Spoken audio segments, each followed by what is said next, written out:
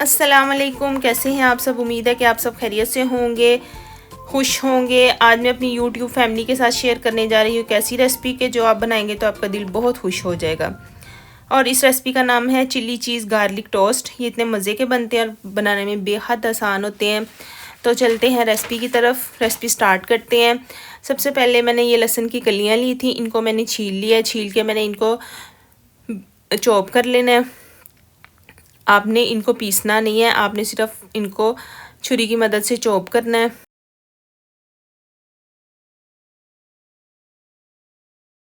ये देखें, मैंने इन सारी लहसुन की कलियों को चॉप कर लिया अच्छी तरह। उसके बाद मैंने एक बाउल लेना है। बाउल के अंदर मैंने चॉप किया हुआ लहसुन ऐड करना है। ये चॉप किया हुआ लहसुन ऐड करके उसके बाद मैंने नमक डालना है। नमक मैंने अपने टेस्ट के मुताबिक डाला है। आप भी अपने टेस्ट के मुताबिक नमक कम या ज़्यादा कर सकते हैं। 1 टेबलस्पून मैंने इसमें क्रश की हुई रेड मिर्चें डाली हैं। 1 टीस्पून ऑरिगेनो डाला है। उसके बाद ये मैंने 2 टेबलस्पून कटा हुआ सब्ज़ धनिया डाला है इसमें। अब इसको सब चीज़ों को मैंने अच्छी तरह मिक्स कर लेना है। ये झटपट बनने वाली रेसिपी है और खाने में बहुत ही मज़े की है। 70 ग्राम मैंने बटर लिया है। मैंने घर का बटर यूज़ किया। अगर आपने बाज़ार का बटर यूज़ करना तो फिर आप नमक इसमें ऐड ना करना, क्योंकि ऑलरेडी बाज़ार के बटर में नमक होता है। इसको आपने अच्छी तरह मिक्स कर लेना है। बटर आपने बहुत हार्ड नहीं लेना, सॉफ्ट किया हुआ बटर लेना है, लेकिन ये पिघले ना, इस बात का आपने बहुत ख्याल रखना है। ये मिक्सचर रेडी हो गया है। ये देखें, देखने में बहुत यम्मी लग रहा है। अब जाते हैं जनाब अगले स्टेप की तरफ। ये मैंने ली है चेडर चीज़ और मोज़रेला चीज़। मोज़रेला चीज़ और चेडर चीज़ मैंने ली है। ये अपने टेस्ट के मुताबिक आप कम या ज़्यादा कर सकते हैं। इसके मैंने छोटे छोटे क्यूब कर लिए हैं। उसके बाद मैंने 4 अदद ब्रेड के स्लाइस लिए हैं। उस पर मैं सबसे पहले केचप लगाऊंगी। सबसे पहले मैंने ब्रेड के ऊपर केचप लगाया है। उसके बाद ये चेडर चीज़ और मोज़रेला चीज़ लगाऊंगी। कैप्सिकम के पीसीज मैंने इसमें लगाए हैं। ये ऑप्शनल है, आपका जी चाहे तो आप डाल सकते हैं, नहीं जी चाहे तो ना डालें। अब ये जो मैंने मिक्सर तैयार किया था वो मैंने इसके ऊपर लगाना है। मैंने 4 ब्रेड के स्लाइस लिए थे, इससे मेरे 2 टोस्ट रेडी होंगे। अगर आपने ज़्यादा बनाना है तो आप ज़्यादा मिक्सर तैयार कर सकते हैं।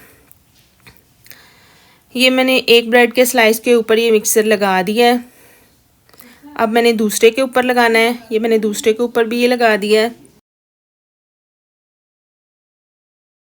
तवा मैंने पहले ही प्री हीट कर लिया था। रेसिपी पसंद आए तो मेरे चैनल को सब्सक्राइब करें, इसको लाइक करें और इसको शेयर करें। 1 साइड पे मैंने इसको रख दिया है।